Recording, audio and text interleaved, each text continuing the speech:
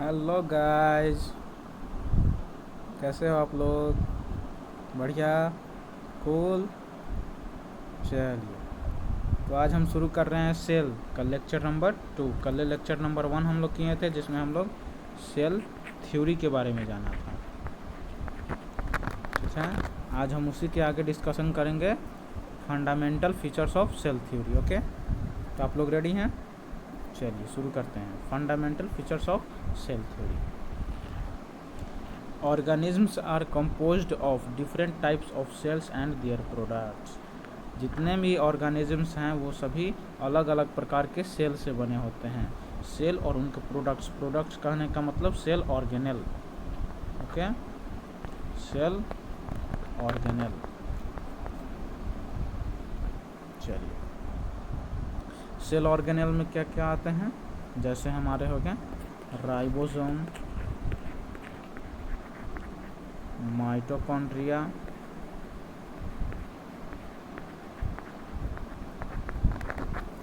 Lysosome, ER, Golgi body, etcetera etcetera. Okay, ये सब हमारे सेल प्रोडक्ट्स हो गए या सेल ऑर्गेनेल्स हो गए। चलिए आगे देखते हैं। Each cell is made up of a small mass of protoplasm having a nucleus. Each cell, प्रत्येक सेल में जो होता है एक न्यूक्लियस होता है। ठीक है, ये सेंटर में एक न्यूक्लियस होता है, इसको हम न्यूक्लियस बोलते हैं। और न्यूक्लियस सहित इसमें जितने इनसाइड जितने भी पदार्थ होते हैं उन सभी को हम प्रोटोप्लाज्म कहते हैं। ओके, चलिए। And is surrounded by a plasma membrane. और जो सेल होता है, ये जो सेल है ये एक मेम्ब्रेन से घिरा होता है चारों ओर से, इसको हम प्लाज्मा मेम्ब्रेन कहते हैं।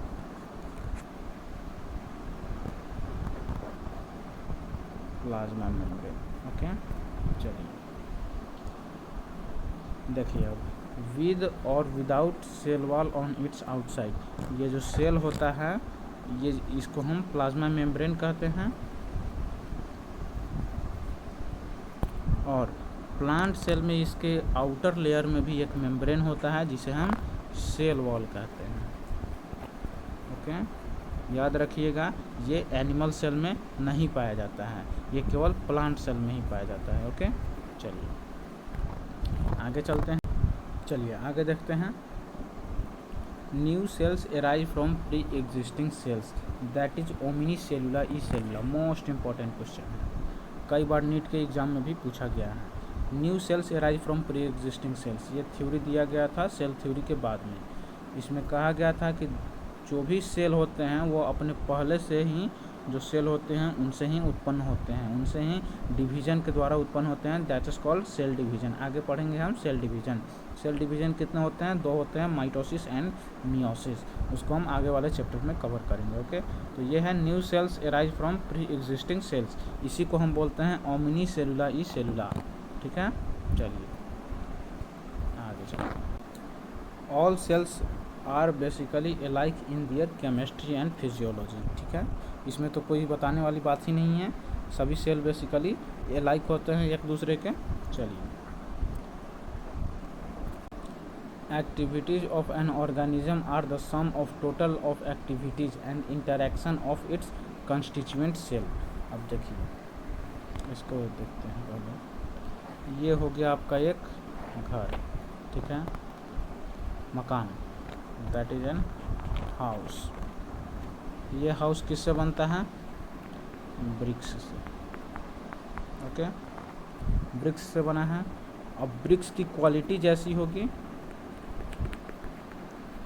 हाउस इसी पर डिपेंड करता है, ब्रिक्स की क्वालिटी पर। ओके, यदि क्वालिटी इसकी लो है तो हाउस की क्वालिटी लो होगी, यानी कि हाउस कमज़ोर हो जाएगा।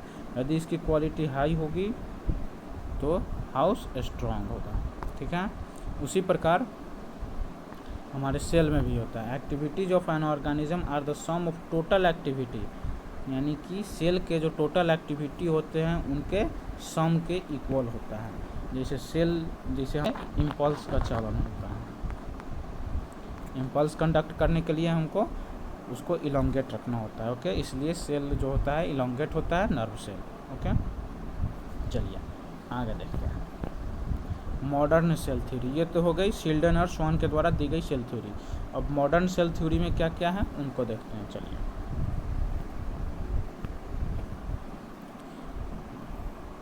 Bodies of all living beings are made up of cells and their products. अभी इसके बारे में कुछ देर पहले हम लोग बात किए थे कि हमारा बॉडी जो होता है सेल और उसके प्रोडक्ट का बना होता है, that is cell organ. Okay, cells are units of structures in our of living organism. Living organism जैसे हम लोग बताए थे, ये हो गया मेरा एक हाउस। ठीक है, ये किससे बना होता है? ब्रिक्स से। बहुत सारे ब्रिक्स मिलकर एक हाउस बनाते हैं। ओके, उसी प्रकार जो हमारा बॉडी होता है किससे बना होता है? सेल से। बहुत सारे सेल मिलकर हमारा बॉडी तैयार करते हैं। ठीक है, cells are units of, each cell is made up of a small mass of protoplasm having nucleus, ठीक है, a number of organelles and a covering membrane। चलिए,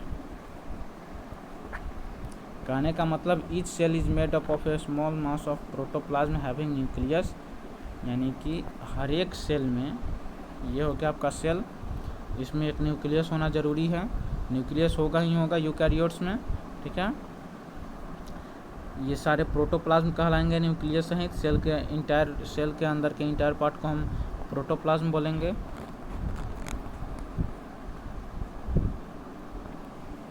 ठीक है, इसमें ऑर्गेनेल्स होंगे जैसे राइबोसोम, लाइसोसोम, एंडोप्लाज्मिक रेटिकुलम वगैरह, माइटोकॉन्ड्रिया होंगे और एक कवरिंग मेम्ब्रेन होंगे। ठीक है, प्लांट सेल है तो इसमें सेल वॉल और प्लाज्मा मेम्ब्रेन,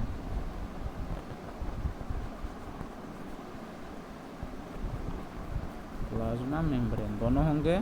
यदि ये एनिमल सेल हो तो केवल प्लाज्मा मेम्ब्रेन होंगे। ओके, चलिए,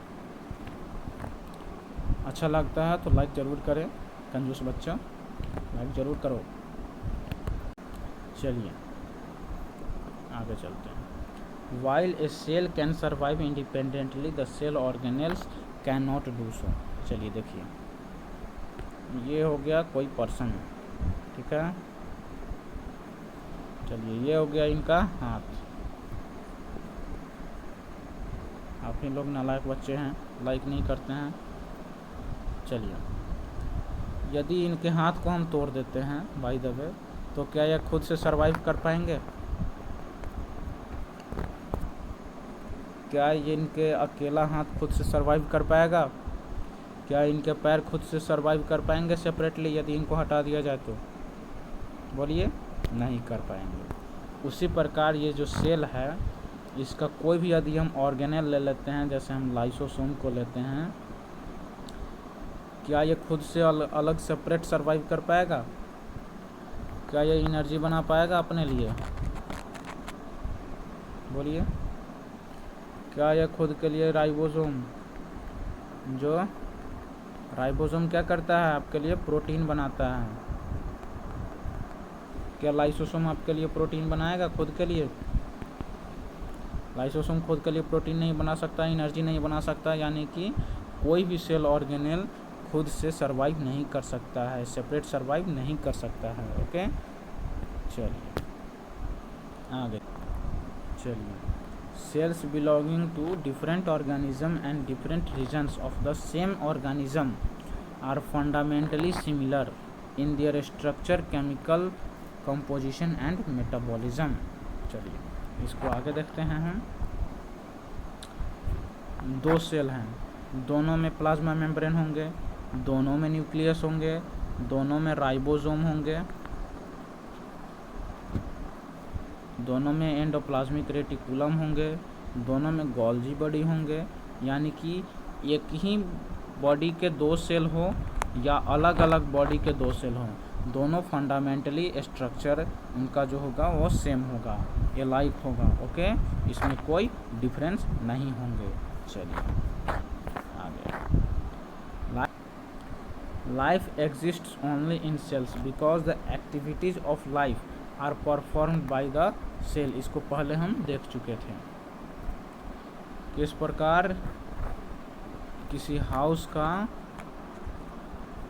क्वालिटी होता है उसके ब्रिक्स पर डिपेंड करता है, वह स्ट्रॉन्ग होगा या वीक होगा। ओके, उसी प्रकार हमारा जो बॉडी होता है वह सेल्स पर डिपेंड करता है। ठीक है, सेल का जो फंक्शन होगा उसी के अनुसार हमारा बॉडी वर्क करेगा। समझें, सेल के एक्टिविटी के अनुसार ही हमारा बॉडी परफॉर्म करता है। Okay, crystal clear. चलिए आगे बढ़ते हैं। Cells get modified depending upon specific requirement. Example में देखते हैं, elongated in muscles and nerve cells. ये हो गया आपका, सपोज कीजिए नर्व सेल हो गया। ठीक है, नर्व सेल इलोंगेटेड क्यों होता है? क्योंकि इनको इम्पल्स का चालन करना है, इनको इम्पल्स कैरी करना है। ओके, इसलिए ये इलोंगेटेड होते हैं। ठीक है, life passes from one generation to the next generation in the form of cell. अभी देखे हैं हम लोग, ये सेल हो गया, ये आपका न्यूक्लियस होगा। ओके, न्यूक्लियस हो गया। न्यूक्लियस में क्या होता है? थ्रेड लाइक क्रोमैटिन नेटवर्क होते हैं। ठीक है, चलिए ये हो गया आपका क्रोमैटिन नेटवर्क। सेल डिवीजन के समय यही क्रोमैटिन नेटवर्क क्रोमोसोम बना लेंगे, इसको हम क्रोमोसोम कहते हैं। ये कंडेंस होकर क्रोमोसोम के रूप में फॉर्म हो जाते हैं। ओके, यही क्रोमोसोम के पास आपका डीएनए होता है विच कंटेंस जीन, और इसी जीन में आपका जेनेटिक इन्फॉर्मेशन सेव होता है, जो कि पेरेंट सेल से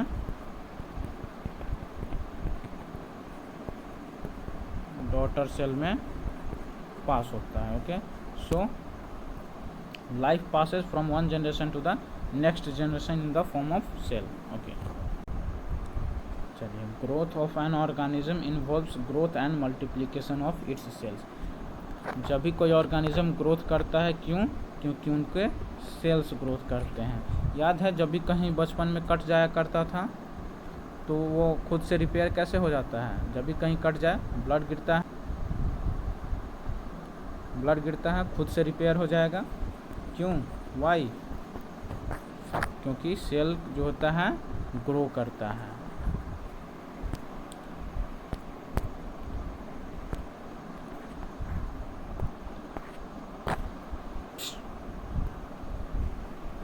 क्योंकि सेल ग्रो करता है। सेल ग्रो करने के कारण जो भी कटा हुआ भाग होता है वो खुद से रिपेयर हो जाता है। ओके, चलिए, ऑब्जेक्शन ऑफ सेल थ्योरी। जो शील्डन और स्वान ने जो सेल थ्योरी दिए थे उनके कुछ ऑब्जेक्शंस भी थे, और वो आज भी ऑब्जेक्शंस ही माने गए हैं। चलिए उनको देखते हैं हम। The viruses do not have cell membrane. Most important, virus के पास सेल मेम्ब्रेन नहीं होता है, machinery. Yet they are considered to be an organism. फिर भी उनको कौन ऑर्गेनिज्म के रूप में कंसिडर किया जाता है? क्यों? वायरस जो होता है उनके पास ये वाला मेम्ब्रेन ही नहीं होता है। Do not found membrane in virus. Okay, फिर भी वो वायरस कहलाते हैं। फिर भी वो in some organisms body is not differentiate into cells and this may have numerous nuclei. Example में आपका राइजोपॉड्स हो जाएगा, इसमें न्यूमरियस न्यूक्लियाई होते हैं। ओके, चलिए, bacteria do not possess in nucleus and many organelles are also absent. Bacteria में बहुत सारे ऑर्गेनेल्स एब्सेंट होते हैं, याद रखिएगा। RBCs and sieve tube cells continue to live without nucleus and other vital organelles. देखिए, आरबीसी में न्यूक्लियस नहीं पाया जाता है, सिव ट्यूब्स में भी न्यूक्लियस नहीं पाया जाता है, दोनों में न्यूक्लियस नहीं होता है। फिर भी वो इंडिपेंडेंट लिविंग होते हैं, फिर भी उनका ग्रोथ होता है। ये सब याद रखिएगा, नोट्स बनाते चलिएगा, जो भी हम बता रहे हैं उनका नोट्स बना लीजिएगा तो कॉपी पेन लेकर। ओके, चलिए। Protoplasm is replaced by non living materials in surface cells of skin and cork. Okay, इसमें कोई प्रॉब्लम नहीं होगी, क्रिस्टल क्लियर है। चलिए। Connective tissue contents a lot of intracellular materials, most important, और matrix in which the living cells are embedded. जो living cells embedded होते हैं इंट्रासेलुलर मटेरियल, जिसको हम मैट्रिक्स बोलते हैं। ओके, चलिए। फाइनली हमारा इस सेशन का अंत होता है। Please do like, share and subscribe, don't forget it, क्योंकि इससे हमको मोटिवेशन मिलती है और अच्छे अच्छे लेक्चर्स बनाएंगे हम। चलिए, तो ये करना ज़रूर भूलिएगा, लाइक, शेयर एंड सब्सक्राइब।